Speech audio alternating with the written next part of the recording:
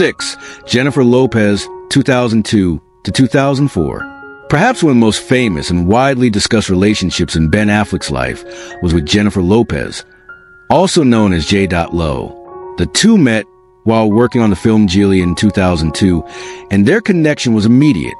Ben and Jennifer quickly became one of the most talked about couples in Hollywood, affectionately dubbed Benifer by the media. Their whirlwind romance dominated headlines for much of the early 2000s. They were engaged in 2002, and their relationship seemed like a fairy tale romance. However, in 2004, they called off their wedding just days before it was supposed to take place, and the couple split soon after. Despite their breakup, the two have remained close, with Jennifer Lopez later acknowledging that Ben was one of the most important people in her life at the time.